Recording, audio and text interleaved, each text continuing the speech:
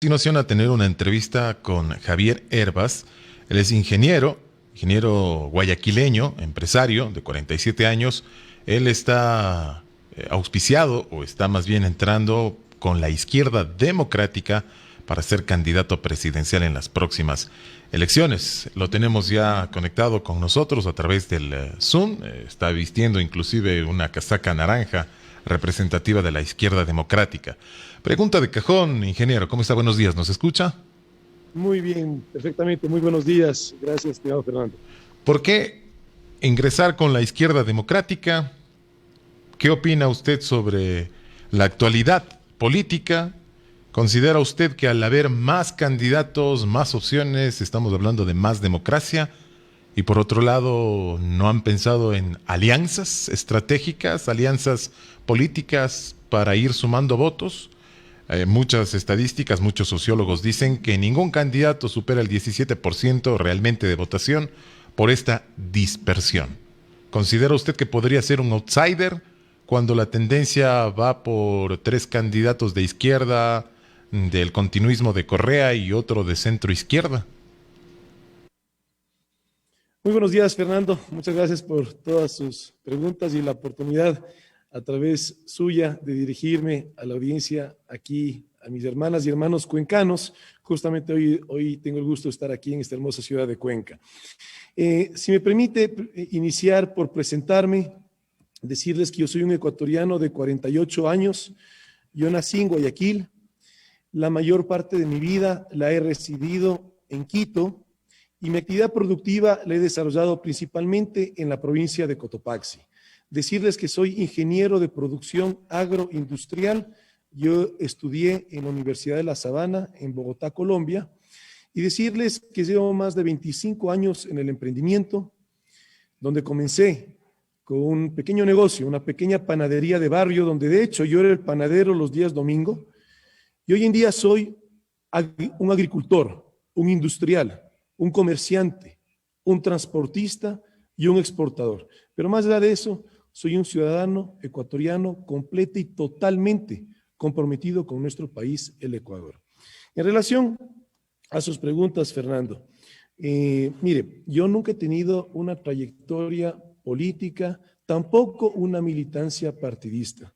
Pero sí también quisiera mencionarle que dentro de los valores con los cuales yo fui formado por mi familia y dentro de los valores que he desarrollado a lo largo de esta trayectoria de esfuerzo, sacrificio y tenacidad, que significa hacer emprendimiento, que significa hacer industria, yo comulgo total y plenamente con los valores de justicia social con libertad, justamente los valores que definen a la ID Listas 12.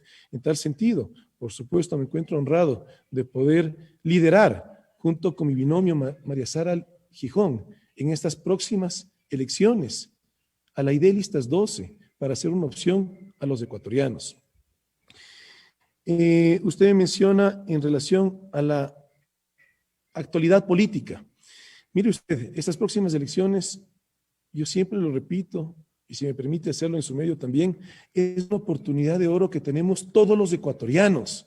Aquí no estamos hablando de nombres ni tampoco de listas. Aquí estamos hablando de todo el país, de redireccionarnos positivamente. Nuestra candidatura, sin duda, constituye una alternativa, una opción que yo la considero la más seria, más responsable ante una encrucijada que aparentemente tenemos que enfrentar los ecuatorianos en estas próximas elecciones. Por uno, quiere regresar a gobernar un modelo correísta que ya durante más de 10 años nos dejó muestra de sus limitaciones. Por otro lado, quiere gobernarnos el representante de los banqueros que ya durante estos últimos 4 años ha cogobernado con el actual gobierno y nos ha demostrado sus grandes errores. Y por último, el tercero, en un discurso radical y con muy poca eficiencia de gestión, también quiere gobernarnos. En tal sentido, ninguna de estas opciones constituye un camino serio y responsable para el futuro del país. El Ecuador ya no soporta más confrontación. Lo que sí necesitamos los ecuatorianos es soluciones concretas y ahora. Por eso yo me presento hoy en día como candidato a la presidencia de la República por la ley de listas 12. Y también decirle, Fernando, que como usted bien sabe, un independiente no puede llegar a ser candidato a la presidencia de la República. Por supuesto que necesita un partido que lo auspicie, pero yo sí me encuentro extremadamente honrado de ser auspiciado y tener la confianza de una estructura de un partido que tiene estructura a nivel nacional y que tiene una trayectoria que tanto necesitamos hoy en día los ecuatorianos, que es una trayectoria de habiendo sido gobierno, habiendo hecho gestión y dejar en su camino un legado de valores. Hoy en día, tristemente, no lo estamos viendo en la función pública. Y sin embargo, los ecuatorianos buenos, sanos y trabajadores sí somos la mayoría y no nos merecemos estar viviendo esta crisis que hoy en día estamos enfrentando, económica, social y de valores, dentro de esta evidente crisis de salud como es el COVID-19. ¿Usted cree que, bueno, es una realidad la pobreza, la miseria que ha sido vivida por el pueblo ecuatoriano y mucho más ahora con el tema de la pandemia?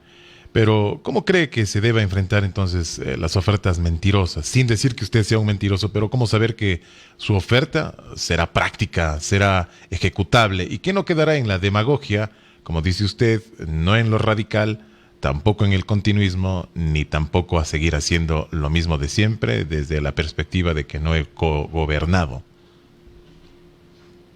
Claro, mira, usted también me mencionaba, Fernando, sobre las varias opciones que tenemos hoy en día los ecuatorianos para elegir justamente a quien nos represente como presidente y vicepresidente de la República. Justamente ahí es la invitación a todos mis hermanos y hermanas ecuatorianos a que escuchen las propuestas y en función de las propuestas puedan tomar una decisión tan importante dentro de la democracia como es ejercer el derecho al voto. Y más aún ahora, porque estas próximas elecciones no es solamente para el Ejecutivo, para el presidente y vicepresidente, también para el Legislativo, para la Asamblea Nacional, que tristemente hoy en día ninguna de las dos funciones tan importantes en democracia cuentan con el respaldo y la confianza de la mayoría de los ecuatorianos, como sí debería ser, porque justamente ese es el concepto de república, la independencia de poderes, y es el concepto de democracia, que el ciudadano se vea representado en quien lo haya elegido y que tenga confianza. Y tenemos que recuperar la confianza, tenemos que recuperar la institucionalidad, que es tan importante cuando uno vive en democracia. También usted me hablaba sobre el tema de alianzas, y perdóneme que estas preguntas usted me las había hecho antes y no las desarrollé. Mire, nosotros, más allá de estar pensando en una alianza con un partido o una lista, porque nosotros sí queremos hacer una política diferente en el Ecuador, no una política de componenda, como muchas veces hemos visto que se convierte en las alianzas, que uno da a cambio de otro y en función de otro aspecto. Componenda no, aquí lo que estamos hablando de, si es que hay una alianza, cualquier lista, con mucho gusto, bienvenido a nuestra propuesta, que ahorita quisiera desarrollarla justamente, que era su pregunta. Pero aquí hablamos por encima de una alianza, hablamos de invitar a los ciudadanos ecuatorianos a que conozcan las propuestas. Y bueno, y usted, antes de desarrollarle la pregunta, también me habló sobre el tema de encuestas. Mire, más allá de cuál encuesta queramos hoy en día mencionar, la realidad es que el escenario está abierto. La gran mayoría de ecuatorianos no han tomado su decisión de voto, de tal manera que a veces las encuestas o los malos políticos quieren utilizar las encuestas para canalizar la opinión pública y decir que estas son las opciones, cuando la realidad no es esa. La realidad es que el escenario está abierto, de tal manera que son las propuestas aquí las que deben ser la invitación al ciudadano ecuatoriano, que en función de esa revisar las propuestas pueda tomar su decisión tan importante como la elección del voto. Ahora sí, sabemos que su tiempo también es limitado. Quisiera enfocarme en la propuesta económica, por favor. Javier. Habrá tiempo ya de seguir haciendo muchas más entrevistas, efectivamente, pero su agenda también es ocupada. Enfoquémonos en la propuesta tributaria. Ahora el Fondo Monetario Internacional nos está dando plata a cambio de que se haga un aumento del IVA y otro tipo de ajustes que se convierten en impuestos. Y esto estará endosado al próximo gobierno. En el caso de ser usted el ganador como próximo presidente de los ecuatorianos en el 2021, sabiendo que es emprendedor, comprendiendo que estos impuestos en la mayoría de las veces para los emprendedores son un pero, ¿qué haría usted? ¿Cuál es su propuesta económica frente a los tributos? Nosotros hemos desarrollado un programa de gobierno y justamente está en 3 pilares. Vamos a desarrollar, gracias por su pregunta, el pilar económico y productivo. Y en materia económica, antes de desarrollarlo, déjeme decirle que el empleo no se crea por decreto y menos aún recitando libros de texto, como muchas veces ya han pretendido algunos malos políticos sugerirlo. Aquí el empleo es consecuencia de una dinamización económica por darle liquidez al aparato productivo. Nuestra propuesta es el Fondo para el Arranque Productivo. Este fondo que permite inyectarle liquidez al aparato productivo. Y aquí le desarrollo cómo lo vamos a hacer, porque la realidad es que entre tanta urgencia que hoy en día tenemos, entre tantos problemas y tantas crisis que estamos viviendo como país, tenemos que gobernar con prioridades. Y una prioridad en este momento, sin ninguna duda, es el empleo. El Fondo para el Arranque Productivo es, como país, si usted junta banca pública y garantía soberana, logra tener acceso a crédito, y le doy un ejemplo, por ejemplo, con la Corporación Andina de Fomento, 1.8% de interés a 18 años. Yo ya he tenido varias reuniones con multilaterales, ya lo he tenido con la CAF, con la Corporación Andina de Fomento, ya lo he tenido con el Banco Interamericano de Desarrollo. Y aquí le doy el ejemplo, por ejemplo, de la CAF. Lo más interesante es que otros multilaterales, como el Banco Interamericano de Desarrollo o el Banco Mundial, manejan tasas de interés aún menores. Esto en lo macro llamado al presidente Moreno.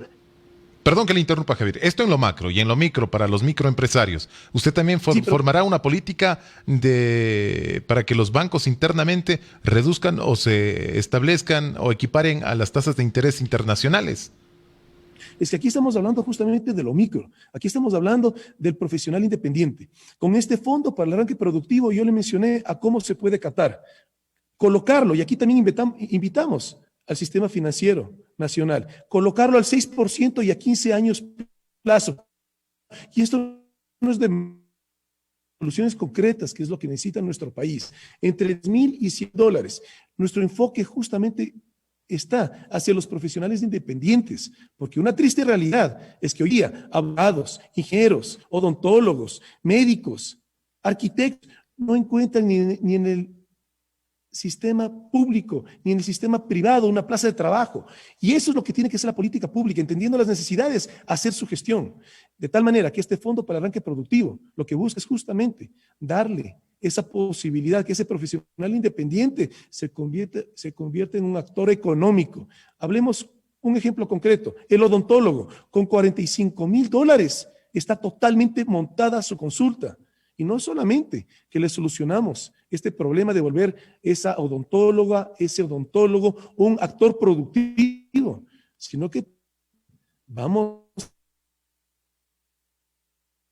o ella va a necesitar pagar, más que seguramente va a necesitar una recepcionista. Y ahí sí tiene usted lo que necesita nuestro Ecuador, que es inyectar dinero al aparato productivo. En este caso, estos ejemplos, a los profesionales independientes.